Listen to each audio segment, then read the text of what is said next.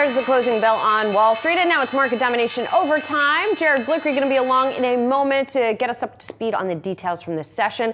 I'll start with the major averages. It looks like maybe we've got, I don't know if this week could be changed any less on the Dow, for the Dow on the day, but you get the idea. Very little changed here, and that's because investors are really being pulled in a lot of different directions. On the one hand, you have what seem like encouraging headlines on the U.S. and China moving towards a framework for a trade deal, but we don't have the actual trade deal as of yet. So some lack of clarity on that end. This morning's CPI report showing that tariffs are not yet necessarily feeding their way through to inflation, at least not overly hot inflation.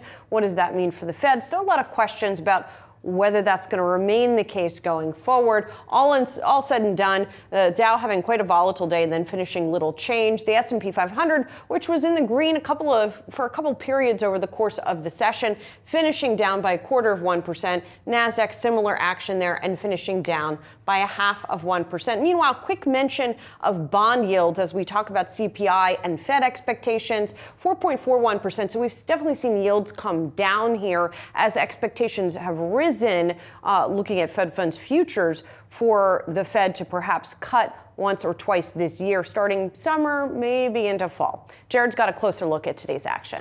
Yes, and I'll just start out on the 10-year here, and I believe this is priced in Central Time, and right around 1 p.m. Eastern, that is when we had that big bond auction. There were some concerns that there might be low demand, but yields fell on that, so that indicates there was probably good demand, but I got to check out the details. I want to go back to, let's do the S&P 600 here. I've been charting the small cap rise, and over the last 10 days, still holding on to impressive gains, 3%. Here's the S&P 500 over 10 days, just been edging very slowly higher, and it's still within about 2% of those record highs. That story has not changed over the last few days. I will highlight the VIX as well. It was up a little bit today. That's 10 days. Let's do a 1 day. You can see into the green there by the close, but only up less than 1 point. So a lot of ho-hum market action, nothing to write home about. And let's check out the sector action because we got a couple more in the green now. Energy, utilities, healthcare, and industrials all in the green, but really only energy standing out there up 1.41%. That is on the back of a WTI crude move up about 4% today. So it's in the $67 range right now. And materials, though, taking a dive to the underside of about 1%. Want to show you the NASDAQ 100, a lot more red than green here. Broadcom and Tesla standouts there. Broadcom up over 3%, Tesla just barely green. Microsoft also in that camp, but Amazon down 2%, Meta and Apple down more than 1%. Nothing too big standing out of my radar. It looks like Intel was actually down about 6.5% today.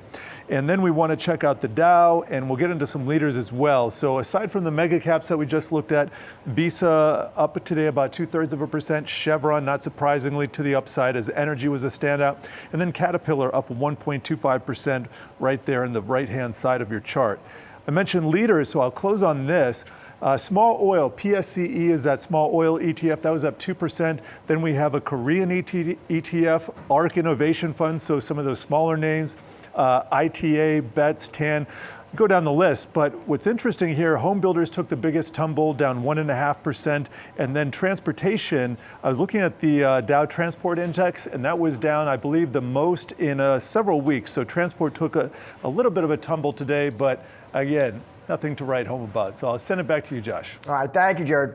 And joining us now for more on the market action, we have Binky Chadha, Chief Global Strategist at Deutsche Bank. In total, Deutsche Bank has over $1 trillion in assets under management. Binky, always good to see you. Thank you for having me. So start a big picture, Binky. You have a market that, of course, has roared off those April lows. You argue we should continue to keep grinding higher here. How come?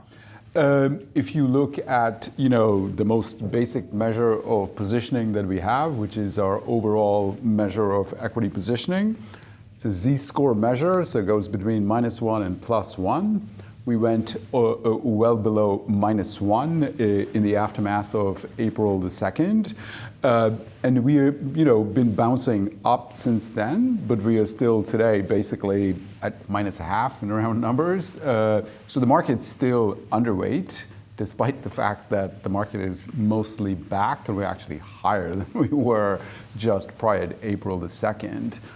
I would say if you look basically within our measure of equity positioning, you break it up into systematic strategies and the fundamentals-based investors. We call them discretionary investors.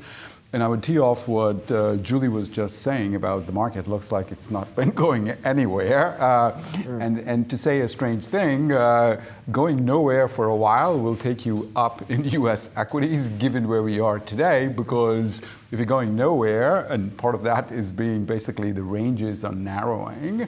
As ranges narrow, vol falls, and as vol falls, systematic strategies have to essentially mechanically raise exposure, which is what they're doing. So if you think about systematic strategies and how they responded to April the 2nd, I mean, we went to sort of -2, -2.5 because we got a very severe vol shock. And normally, a vol shock like we got would take quite a while basically to play out because the market has to absorb it. It typically takes 2 months for the market to find a bottom, and here it took 1 week, and that's the clue as to why. And that is simply that normally when you have a big vol shock, the shock itself doesn't start to come down. And it is simply the fact that basically, as long as you're not getting another shock, vol is going to come down, but it's going to do that gradually. In this case, we got April the 9th, which is where the shock itself reversed.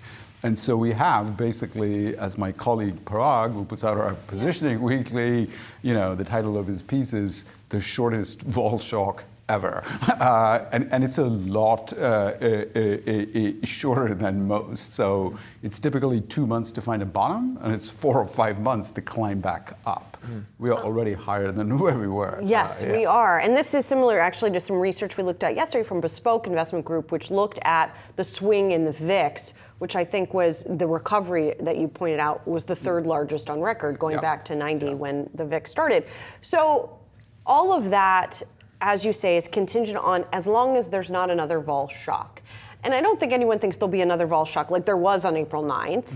But what are some of the other things that could cause some friction for the continued move to the upside? I would say the biggest issue still remains, whether you want to call it April 2nd or April the 9th, where we have the reversal. The playbook from Trade War 1.0, I would argue, still holds, which is basically in Trade War 1.0, the market went into this very wide range that held for 18 months. And when we were at the bottom, we would get de-escalation, so that's parallel with April the 9th. And when we go to the top, which is kind of where we are approaching, we get April the 2nd. So, if the market does very well, I would argue that there is the risk that we get re-escalation in some form or another. But otherwise, we are basically pretty constructive. So remember that April the 2nd happened when, positioning, there's a lot of optimism after the election and early January. Positioning was already coming off, but it was still pretty high. So it was much more vulnerable. At -0.5, it's hard to say that it's really vulnerable. Now, the -0.5 is really coming from the systematic strategies. If you look at the discretionary fundamentals-based investors, they're hugging neutral. Neutral is consistent with pricing in two-sided risk. It's consistent with about mid-single-digit earnings growth in the second quarter, which happens to be our revised forecast of about 5% earnings growth. And so we shall see. But we are sort of sitting in the middle. There's plenty of upside, especially if you look at equities from a demand-supply point of view. There's positioning, which I've spoken plenty about. There's inflows. We're not really counting on that much. But one has to caveat with the fact that over the last few years, there's been an enormous inflows boom from which, across asset classes, from which equities have benefited too. And last but not least is really the buybacks. And for the buybacks, of course, earnings are important. And a feel, view, take that corporates are not going back into the bunker because that's the first thing that would get cut. Now, if you look at Q1 earnings, in Q1s is when buyback announcements tend to be on the high side. But by the standards of Q1s, we had basically record buybacks. So that's strong indication that corporates are not going back into the bunker. Of course, we also had, a 20% pullback. So if you are going to have some amount of discretionary buyback money and your equities go down by 20%, people are going to buy. So it's a combination of things. But I would argue, companies do not look at all like they're going back into the bunker. They're dealing with it. It's a shock. It's a big shock, and the extent of the tariffs remaining are still large. There's no question about that. But if you think about the hit to earnings, the prior, that was a 27% average tariff rate, which would have been a 25 percentage point increment. It was taking off about 15 percentage points from earnings this year. Where we are today, we think it's more like 5%. And 5% hit to earnings is arguably, it's not terrible, and it's still, you could argue that it's a normal variation. I mean, earnings, like everything else, but particularly earnings tend to be pretty volatile. So even in the U.S., where they're the least volatile. And Big Crypto, your year-end target is 65.50. What are upside risks to that target that you think through? There's plenty of upside risks. So we're assuming in our demand supply framework, so 3 elements, basically what is the existing equity money likely to do. I think, like I said, that's basically sitting in the middle. Discretionary equity money is positioned completely neutral. So if they get less concerned about growth, if some of the cyclical aspects of things start to kick in, and there's plenty of them, in our outlook for the year we had 7. I remember we discussed this at one point. So if corporates start to see through the current haze, there's a lot of elements. So you take CapEx is one that's kind of been on hold for there's plenty of uncertainty the prior 2 years is what companies told us. They then raised their CapEx intentions, after the election. They then cut them drastically after the tariffs. But intentions are moving back up. So that's very, very positive, I would argue. So at a fundamental level, it's just a cycle kicking into normal gear. And this was sort of a pause for 3 months, if you want to put it that way. But we have, if you think about it in demand supply terms, if the market gets comfortable with the growth in earnings and really the reaction function to tariffs, which, April the 9th suggests basically, a significant sell-off in the market is sufficient to get a relent, as we call it. A positioning is likely to go higher if there is cyclical strength in the economy, because that's where that's where the earnings come from. I'm putting or factoring in to be conservative, no inflows, and buybacks really about earnings. And with the buybacks, I'm assuming buyback payout ratio at 50%. That's what it was in the first quarter. Normally cycles between 40% at cycle lows and 60% when corporates get very comfortable with their earnings. And so there's upside from all 3 aspects, basically. Yeah. 65.50. That's how you get there, or even higher. Binky, thank you so much Absolutely. for being here. Really appreciate your time. My pleasure. Thank you for having me. We want to turn now to Oracle, the company's fourth quarter results hitting the wire here, and it looks like beating estimates both on earnings per share and revenue. Earnings per share coming in at $1.70. That is 6 cents better than had been anticipated. Revenue in the fourth quarter, adjusted revenue, $15.9 billion. Analysts have been looking for about $15.6 billion, and you see the shares moving higher, even though they've already had a pretty good run here. And then the company is making some forecasts for its fiscal 2026. It says revenue growth will be dramatically higher. Total cloud growth for fiscal 26 will be 40% year over year, and its remaining performance obligation growth will be more than 100%. Cloud infrastructure growth for the full year will be over 70% year over year. So it is hitting the gas pedal, according to the company. Yeah, I just see some comments here from the CEO, Safra Katz, sounding confident, saying 2025 was a very good year, but we believe 2026 will be even better, she says, as our revenue growth rates will be dramatic higher. She says Oracle is well on its way to being not only the world's largest cloud application company, but also one of the world's largest cloud infrastructure companies. Yeah, and I mean, it's pretty dramatic to see these it's really unusual to see these kinds of forecasts from a company, especially the size of Oracle. So, when you say this was a very good year, but we believe 26 will be even better, revenue growth rates dramatically higher. I mean, that is very dramatic to say that billings are going to grow more than 100% next year. Of course, we have heard about a lot of new partnerships for the company that could have that this is potentially one of the things that's feeding through Stargate, the big project from OpenAI and SoftBank that the Trump administration has trumpeted here would be a $500 billion investment. So presumably, that's some money maybe that would get deployed next year that would feed into this. Yeah, I know analysts, thinking, Julie, they would expect to hear more about how do Larry Ellison and software catchers think about the broader cloud environment generally, about OCI specifically, that's Oracle Cloud Infrastructure, which is its public cloud service that competes with those giants we talk so much about, like Amazon and Microsoft and Google. To your point, Stargate, I think, what does that mean for guidance long term? It'll be interesting to see what Ellison and Katz talk about that. And then how quickly that legacy database business moving to the cloud, that'll come up as well. Yeah, for sure. All right, well, coming up, we're going to get analyst reaction to Oracle's latest earnings report. Stick around, much more market domination overtime. That's coming up.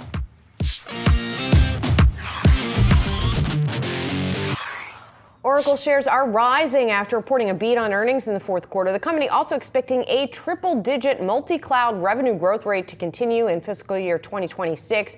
For more, we get to Citizens Head of Technology Equity Research, Patrick Walravens. Pat, great to see you. This forecast made me sit up and take notice. I don't know about you. Was this a rate that was expected here? This just feels like an awful lot of growth for an awfully big company.